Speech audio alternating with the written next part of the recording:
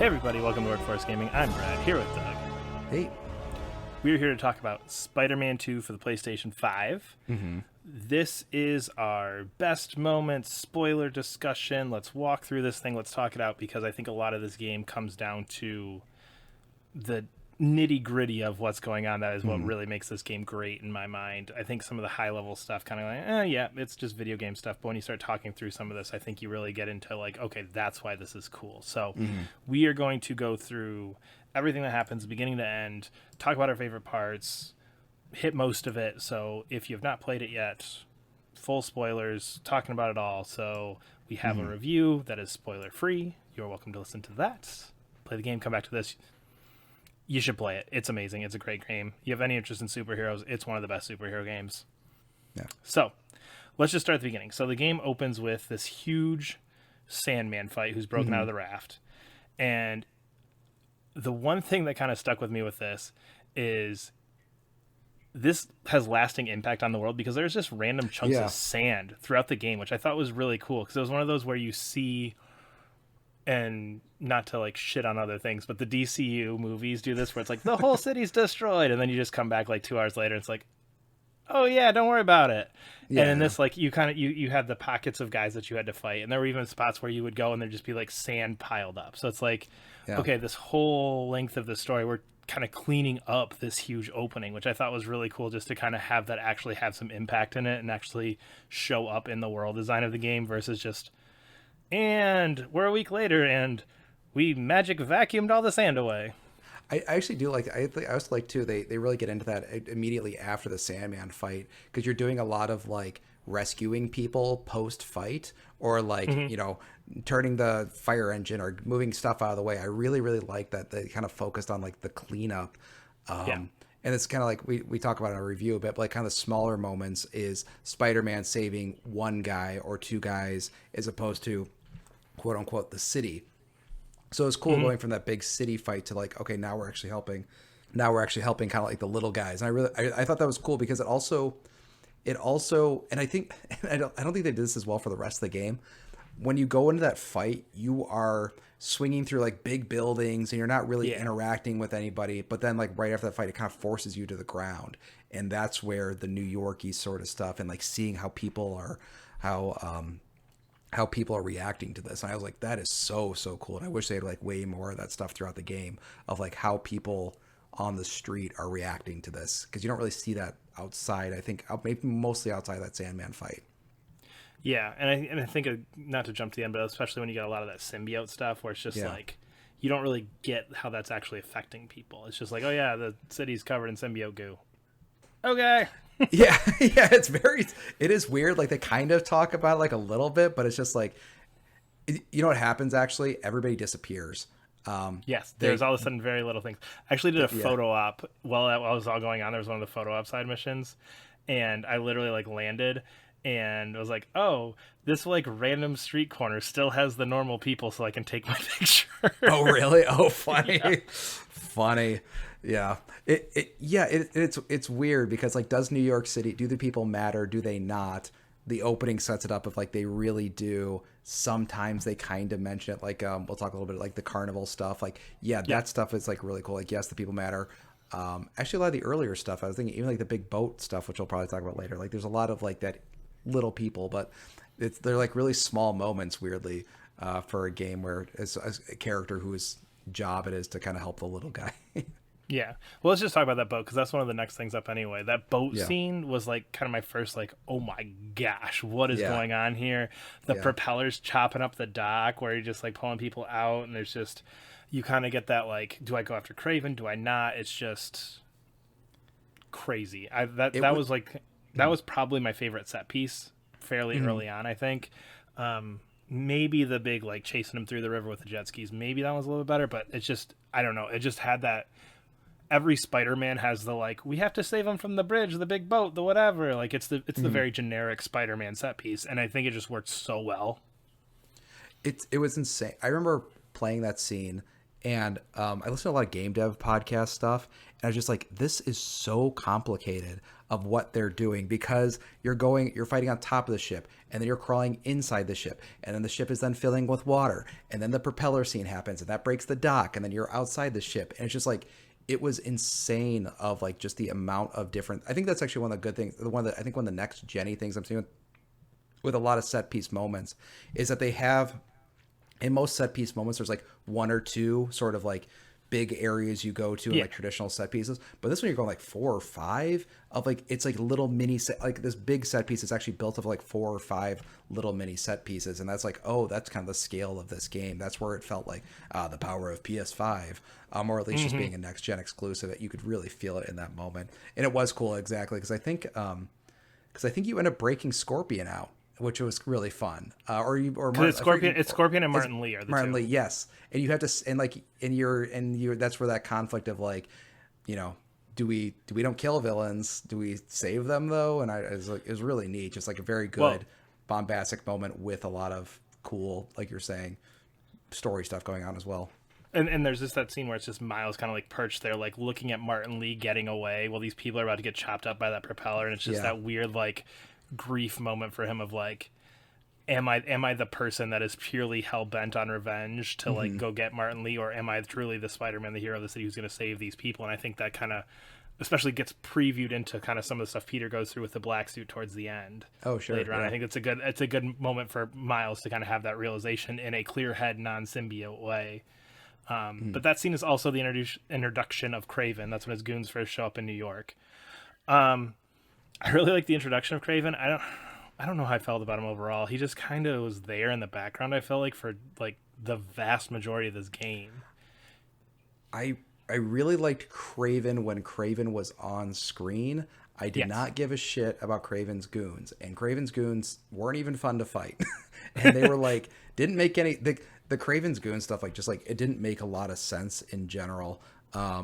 But like every time Kraven directly was involved, it was really cool. I really liked all that stuff. I just didn't quite understand how you have like an army of like 1,000 people. It like didn't even feel how they kind of built Kraven as like this like single hunter guy. Yeah, it didn't even make sense that he had like this like all these goons. Like, so it felt really weird. The one thing I did think that was really funny with his introduction is he's like looking at a map of all of like the most dangerous people in Marvel New York City. Only featuring Spider-Man Avengers characters. Tower in the middle. Yeah, only Spider-Man characters. Like strangely, I was like, Black Cat would not be on this list, guys. Like, come on. I was just thinking, because you go to Hell's Kitchen, and actually didn't have any I don't know if they had any Daredevil references in it or anything like that. But it's just like, oh no, you see the Fantastic Four building. Not even mentioned. There's one part where the one part you can climb to the top of it, and it looks like they're like in the middle of painting the floor. Yes, I get that this is like Insomniac's New York City Spider-Man sort of thing, but like, don't tease bigger stuff if you're not going to use it. Like the Doctor Strange stuff they tease. Doctor Strange is in that universe, and he's not on Kraven's list. It's like, well, all right. I guess. Or even like villains. It's like the Fantastic Four probably formed to fight Doctor Doom. Maybe he's not in New York, but he should probably be on your list. If Avengers Tower is there, the Avengers have probably dealt with some pretty big name villains at this point that should probably be on your list. So it's just, it is that weird thing where it's just like, he just kind of felt like Half-Baked does quite enough justice for how good the game is, but it just kind of felt like it's like, okay, we don't have your backstory because we just get you in the woods with 5 people, and then all of a sudden you have 1,000 people. Okay, you're only going to go hunt down these specific Spider-Man villains. Like, it kind of felt very weird.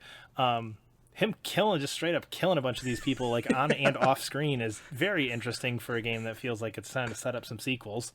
It was so weird to me because like literally my only real familiar with Spider-Man is the 90s cartoon. And I just like the Batman and the X-Men cartoon more, so this is like my least favorite of those. But like I know all the main but I did like all the symbiote suit stuff. Like that was my favorite stuff. This is my favorite Spider-Man story. I really like this game, but I didn't love it. But there's nothing they could show me after this that would make me love it, because like Venom's my favorite character, and they did the symbiote stuff anyway. Yeah, it was crazy. They were like killing characters like. So I was like, because I wanted a Vulture fight. It's like, oh no, Vulture's dead. It's like, well, Shocker's dead.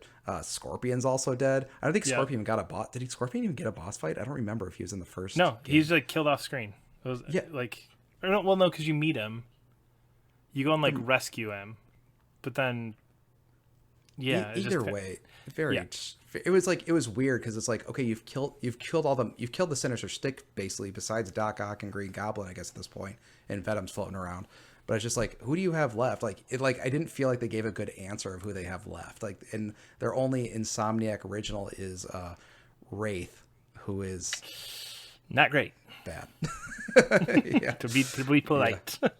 Yeah. Yeah. How'd you feel about that stuff? Because I know you're more Spider-Man fan than I am. In terms of like killing the people. Yeah, just killing people off. I mean, I think it's that intention of giving him some weight in this universe where it's like, it's Kraven the Hunter. Like, he's just Kraven the Hunter. Like, he's a kind of strong up, like, super strong bad guy generic thing. But it's like, oh no, he killed Scorpion and Vulture. Like, he's doing some shit. I think it's in there for that. I mean, again, it's very clear, and we'll talk about the ending. It's very clear we're going down the Green Goblin, Hobgoblin, that we're going down that road for Spider-Man 3, like, very obviously. So it's like, okay, we know our villains for Spider-Man 3. Who knows how far we get on down there. There's other ones. We can go deeper in the well by that point because we don't have to sell it on a villain. We can sell it on Spider-Man later. So I get it. Like, nobody's dying for a game featuring Scorpion and Vulture. Like, yeah, that's fair. Yeah, I was just Homecoming made it work really well with Vulture, but it's like, in a video game, I don't think that's gonna have the same resonance that it does in that movie. Yeah, that's fair. I was actually thinking, I was like, well, I hope Miles has some villains. Like, that's my he does. main There's thought. a few. Okay. Well, although they already got rid of Prowler, so that's like his like main one. So it's like, okay, well, you took one out. Like, yeah. And then the Tinkerer, who I don't know was actually a Miles villain. But yeah. Yeah. So kind of moving into the side stuff that's not the side stuff, but the more the character stuff that's happening during all this introduction and everything.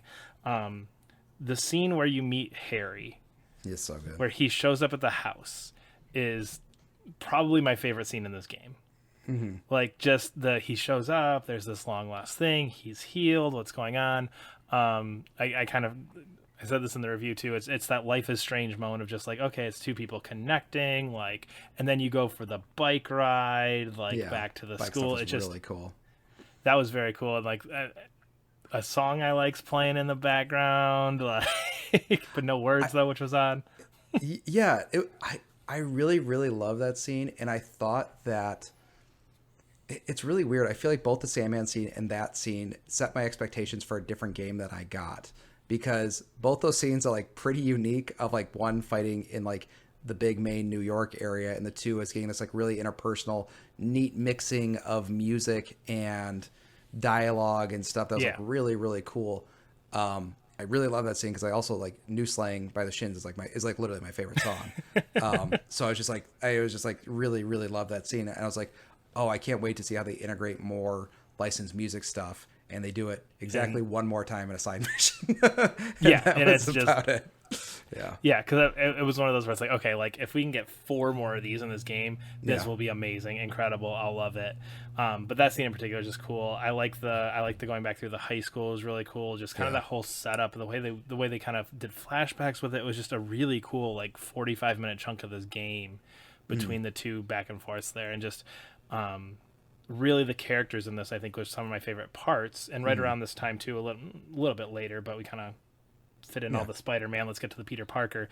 The carnival scene is one of the most crazy scenes in this game to me for so many reasons. You've got the mini games, dialogue. The first-person roller coaster is very cool. Yeah, you've got the reformed villains all over. The introduction of Mysterio, because that's you get there, you could do the Mysterio stuff as Miles, and then it swaps the carnival stuff, and then you do the crazy stuff going down the car. Man, that whole section to me felt like, oh, this is Spider-Man. This is like, I don't know, like, this is that conflict of Peter and wanting to save people, but also you just can't have like a good time. Yeah, and just the amount of mini games that are in there. I mean, you can play every game at that carnival. You can play every carnival game. You can do all this stuff. It was just, you talked a lot about it being like sky level New York. That felt like I'm in this city. I'm in this world. Like, it's crowded. There's people. There's conversations. You can interact with everything. It's just, it's such a like showpiece of like, this is what, just to go to a different game, like the Golden Saucer in Final Fantasy VII. Like, you need to live up to this. Like, this is the level that I'm expecting out of that in Final Fantasy VII Rebirth, because this, it was perfect. Yeah, it's kind of funny because it feels it definitely has the budget of a set piece without being a set piece. It actually reminded me, speaking of Final Fantasy VII Remake, the thing I really liked about Final Fantasy VII Remake is that there are cool set pieces in that game that aren't cool, quote unquote. They're just like interesting, or they're Yeah. funny, or they're whatever. And I felt like Final Fantasy really kind of opened the door to being like, we don't have to have epic cool moments be the set piece. You can make the set piece in smaller moments. Not the Golden Saucer, but that whole the Honeybee Inn sort of thing was a Yep. set piece in that game that wasn't Oh about yeah. fighting guys and stuff. And it felt like this was like a really cool way to do that, where 2/3 of it is not about fighting games. Because I actually really like the opening too with Miles, and he meets Mysterio and he wants to be like a DJ, so they have like a rhythm Oh yeah. at the beginning. Yeah. I was just like, oh, I just wasn't expect. I was just like, just like that whole scene. That's like the best part. That's the best part of the game, I think, in my opinion. I would probably agree. I think that is probably, there might be like a set piece or two that I think is cooler, but that is definitely like, if I had to encapsulate what I think is I like and is impressive in this game, it is that scene. Just everything that's there. It's just amazing. Shortly after, we get Black Suit Spider-Man. We get the introduction of Venom here. So, the one thing I will say. Well, we got to talk about Black Suit for a lot, because he has Black Suit for a long time before we Yes, get to Venom. yes. Yeah. Well, but what I want to start with is I think the evolution happens well. Sure. You go from everyday Peter Parker to like Dick Peter Parker. Yeah. In a very nice gradual way, where it's like it's written so well, because I feel like it's just subtle hints when he initially gets it, where it's like, oh, I'm being kind of an ass, until you get to the end where it's like, no, screw off, I'm gonna go do my own thing, I don't need any of you, I'm better than you. And it's just, you can hear it even in like the phone calls, whatever, when you're flying around, where it's just like, okay, you're getting slightly more aggressive the longer you have this thing. And it's very, very cool how it builds to him fully kind of embracing it, quote unquote, by the time you get to fully Black Suit Spider-Man. Yeah, and it's really sad because one of the I think the best thing they did about the Black Symbiote stuff. I don't remember the Black Symbiote original story too much, but I know it was kind of like based on jealousy sort of thing. But in this one, they both give them very good reasons for needing the suit. Like Harry, like literally needs it to live, and the only reason it gets on Spider-Man is because he literally dies. Which I thought was just like that scene. Like, video games don't make me tear up. That scene like freaking killed me. Because there's a scene where the reason he gets the Black Symbiote suit is he gets stabbed, basically like in a vital organ of some sort by Kraven, with the sword, and then you're playing as MJ carrying him out. And there was one line that like, oh my god, he asked her, it's like, am I breathing? And it just like that line for whatever just like sent chills down my spine. It's like, oh, he's literally dying. And then the other before he gets the symbiote suit stuff I really like too was him and Harry. And Harry has he's not Venom, but he's got like Venom-y powers, and you can kind of see like, and like there's a part where they're messing around with the Venom powders, which I thought was like so cool. Like because you can kind of see the life where maybe the Venom powers didn't turn so sour. And that's like that kind of beginning part. And then once Peter gets the suit, that's kind of when it all starts going south. Yeah, and I think that's part of the good evolution in the writing in this is like it almost feels like Venom's going to be a good guy to start. Yeah. with. You almost have this feeling. And I think the other good thing is like you almost feel like Peter's going to be Venom, because it feels like okay, like you're taking that's like the one thing you kind of twisted as to who is Venom.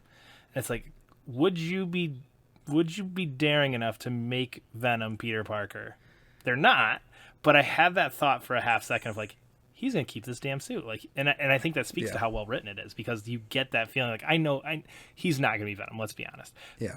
But there's a minute or two where I was like, ooh, that is a good wrinkle. And even how they do that, they really tease it too, because the symbiote suit changes to it. I think the second part of the suit is Venom's symbol, like on him. It's just like, and. It really did feel like it really felt that Peter maybe at some point was even Venom. It really felt that he should have been, because when Harry suddenly turns into Venom, it didn't make sense to me. The turn didn't quite track for me.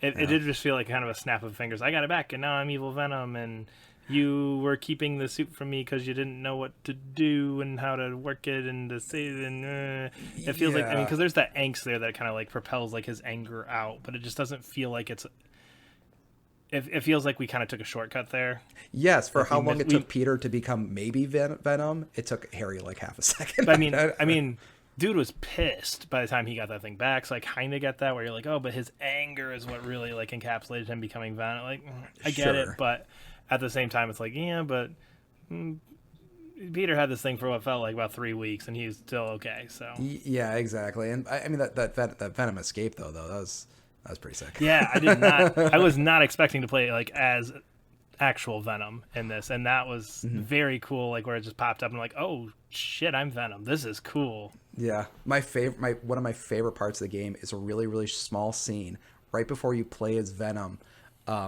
Spider-Man does a thing where he's about to fight Venom, and it does the exact same camera move down to behind Spider-Man as if you're about to have a boss fight with Venom.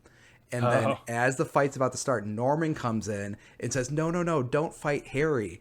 And then that's when it swaps to you playing as Venom. I didn't pay attention to that. Yeah, I was just like, it was such a cool, like, little, just like a little sort of, I love, like, I always think video games are their best when they, like, really meld the story and subvert some of your expectations and have the gameplay and stuff. And, like, I thought that was so cool. The Venom stuff was really cool because it's such a long scene and you are creating so much more destruction than you have throughout the entire game. It, like, suddenly everything became way more destructible. I was like, this is freaking bonkers. Yeah, you just knock anything over, plow through everything. Very, very cool. It gave Venom that indestructible feeling that I think you needed him to have. Where it's like, I'm just knocking every dude out in one hit. I'm knocking over walls, buildings. I am this uber powerful thing. And I think you needed that to kind of keep the game rolling. Because at that point, you've kind of been playing for a long time. Venom doesn't show up until... 3/4 of the way through this? I feel like 80% of the way through this. It's a chunk. I was shocked by that. I really thought he was coming in like way earlier. I was like, because I was like 10 hours in. I was like, Venom is like, they've been teasing him, but he's like not around yet. Yeah. So Venom goes and symbiotes the city, and this just seemed to happen. Yeah. Like, I was trying to figure it out. I was going to ask you this, if this is like comic booky stuff, because I don't know what's going on. Okay. Because I swear it was like, we pan down on, like, we're sitting there as Peter, and then the camera pans away, and then it pans back to him, like, at the end of a mission on a building, and then all of a sudden there's just symbiote shit everywhere, and there's, like, one, like, 20-second cutscene of it just kind of doing the, like, crawling over stuff, and it was just like, and now it's here. Yeah, and it's really funny, because, the game Spider-Man Web of Shadows is literally just that. So I was like, I've done this. Like, I've definitely done this. Not a great game by any means. I mean, it's fine. It's fine. It's like, compared to these games, like, it's just different. But like, that's the plot of Spider-Man Web of Shadows. It's like the symbiotes take over. I was like, okay. I mean, it did lead to some like kind of cool moments and boss fights, but but that was again, when Spider-Man is saving the world, it's like not nearly as interesting. It didn't make sense because like the stuff we were talking about before, it's like New York has just been venomed up and nobody seems to completely be covered, and it's very clear this is taking over the entire world. Yeah, like Doctor Strange. Hey, Thor, where you at? Yeah, like Doctor Strange reached out because his artifact got taken. We didn't talk about that. That scene was really cool. Oh yeah, though. Oh yeah, and the little letter from Wong. Yeah. But that's which again points to like that there are these extra characters, there are bigger things here, there are more people here, but we're gonna ignore them for them. Don't pay attention when they matter. Yeah. Before we get too much of the Symbiote City stuff, how do you feel about the Martin Lee and Miles stuff? It's incredible. I think. Oh really? Oh, interesting. I thought I think it was just a perfect comparison to Peter, where Peter is just like fully embracing this revenge of this. I have to take care of it. I have to do this. I have to do this. And Miles is kind of going like, well, no, hold on a second. Like, this guy did some stuff, but I am a different person. I am not going to take revenge. Like, I really felt like every time he showed up in the cutscenes, the like diving into people's mind thing, I can kind of do without that kind of stuff. But the actual like cutscenes, like talking and him and Miles interacting, I thought was just this really cool path down like forgiveness and acceptance of like, this happened. Like, I can like, because he's seeing Peter turn into this rage monster at this point. I can go that route with Peter, or I'm like, what are you doing, Peter? Like, I'm gonna do something different with Martin Lee, and yeah, like, you did all this stuff, but as Spider-Man, I need to be bigger than that. You know, oh my God, they treat that. Though they're one of my favorite scenes in the game is when Martin Lee finally gives him his powers. Which I thought was cool. I actually did like how they integrated Martin Lee too, because he was an important part of the first game, and they Yeah. well, he's still an important part of this world, especially how he interacts with Miles. There's a scene I really like is when they kind of reconcile. Is he says, I think Miles says something along the lines like, "I cannot and will not forgive you, but I can't let this like eat me up inside." Yeah, exactly. I thought that was so good. I thought that was like so good because I think like narratively, traditionally, 15 years ago, he would have forgiven, and it's like, no, man, I'm not gonna forgive you, but I just can't let this destroy me on the inside. It's just like really neat. What you did is not okay. I will never forgive you for this, but I will not let it turn me into what is happening with Peter. I will not let it consume my life. Like, and it's not just that. And again, I think that's where video games have come a long way, because I do think you're right. Mm-hmm. Spider-Man 2008 would have been like, I forgive you, Martin Lee. Thanks for the powers. Look at all I can do now. And you're just like, really? Like, that's how we're gonna go? Yeah, and it's just like how they do it. Like that dialogue stuff is always just like so well executed. I did think it was really interesting too. Miles, it's like a smaller line, but Peter's like, oh, Miles, you can actually like rehab. Not that you can't. I'm not sure he's like you can, but like Spider-Man's struggle. And they talk about this, what I thought was really cool. He could never rehabilitate any of the villains. They would always just come back and come back and come back. Yeah. And then Miles, for whatever reason, is able to do some sort of rehabilitation. I forgot. I'm not sure if it's in relation to Martin Lee, but it's maybe just somebody else. But I thought that was Tombstone really cool. was in there too, and that was, I think, some that might have DLC been from the first game that I put in play, because he was reformed, because you go and save him at one point. Yeah. But it was, it was cool because Mysterio was like reformed. It was neat seeing that kind of like reformation stuff, which made Miles feel different. And Peter even points that out. That's what's making Miles a little different as well. Yeah. So the one thing that I thought was weird is we didn't get bosses until like the last chunk either. Like when I go back and think boss fights, like they're all kind of towards the end. Lizard fight might be the sorry. What? Yeah. Lizard fight. Oh yeah, I forgot like lizard fight. Kind of middle one. Good.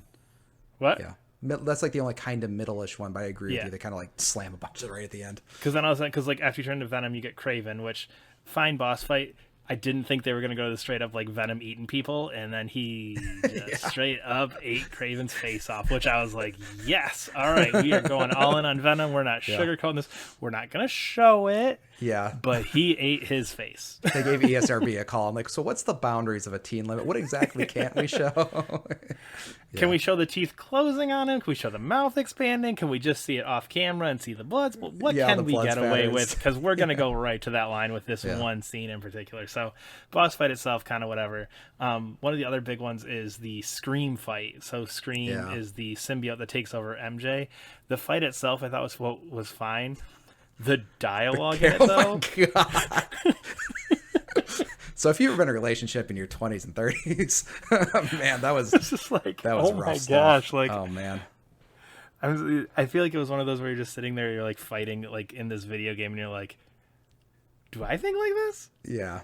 Does my wife think like this? What's going on? These are some hidden thoughts going out right here that seem very real. So I don't know who wrote those lines, what was going on with them, but that felt like insanely real at that moment, where it's like, okay, you are just tearing into every selfish aspect of Peter Parker, every tiny nitpick, and you're just like, the way it's written, the way it's acted, it's just, it almost like hits you like, what, huh?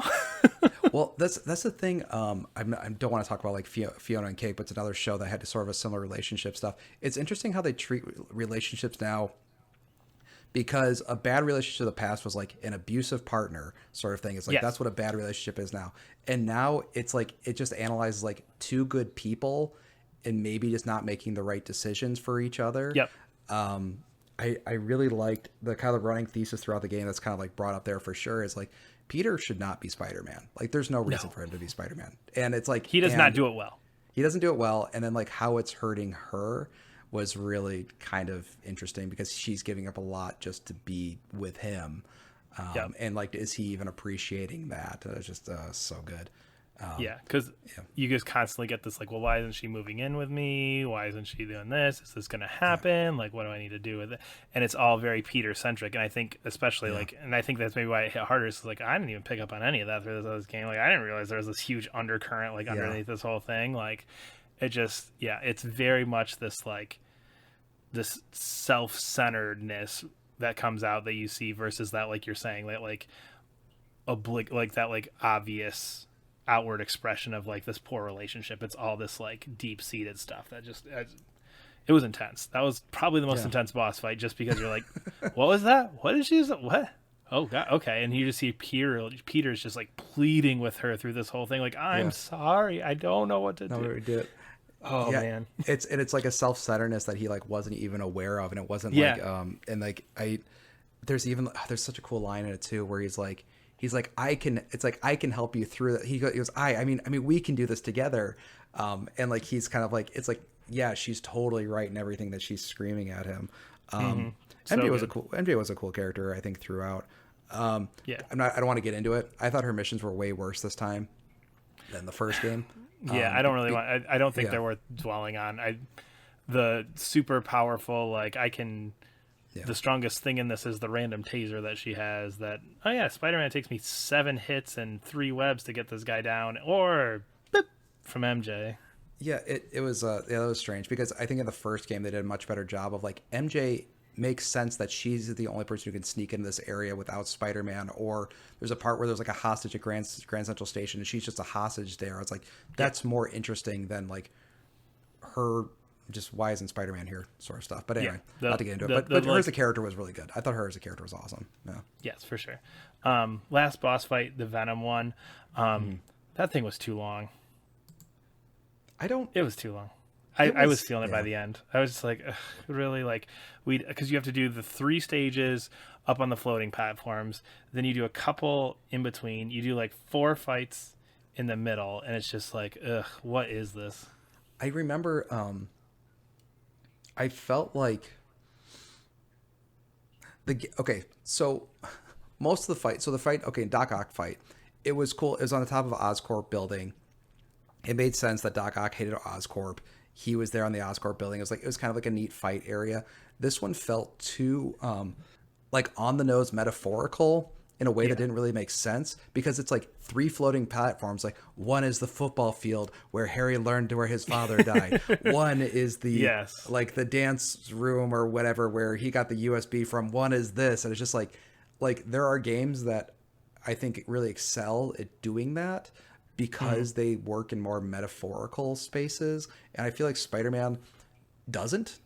So it was like really strange. Like I was like, I get it. It's like these literally destroying their childhood by it's like, the fight is already kind of, explaining that, it doesn't have to be, but that was also one of the other fights. Yeah. That was one of the fights I thought was really strange that it was like not citywide, but like it made even less sense that it was on 3 platforms. 3 arenas really strange. Yeah. I don't remember most of that fight. I just remember the 3 platforms. Was there something else besides that? I don't remember. There's something in between, and then you go into the foundation and fight him as Miles. You're right. But yeah, it's so long. It's so long. One thing I did like about the Venom boss fight, because I thought it was such a cool and fun effect, was they blow Venom's head off like 4 or 5 times. Oh yeah. And I just thought that was like just so cool because like Harry's under there, but it's just like it was such a violent act. I was just like, man, that's so cool. Like whoever came with that is like, actually, if we blow his head off, like he's actually okay because Harry, he's not gonna hit Harry's head. But it's just like going really back cool to the ESRB thing.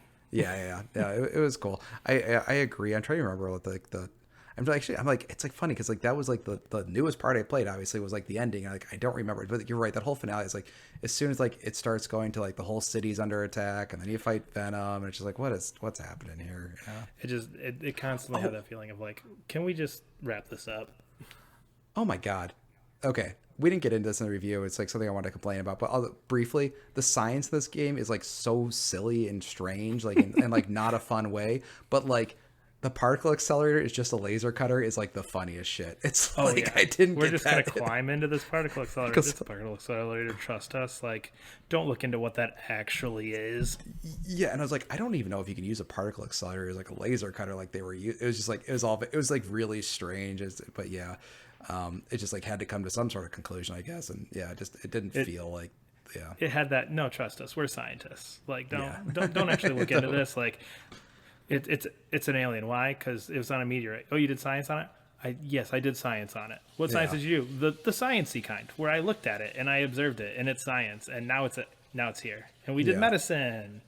Yeah. Oh god. All the mini games and stuff. Yeah, the whole science. Yeah, which is actually like a big part of the game, though, is like the science of like everything that's going on. I just like that's kind of like a weak aspect. It is funny how like a lot of the game's not so great aspects kind of like all come out in that finale.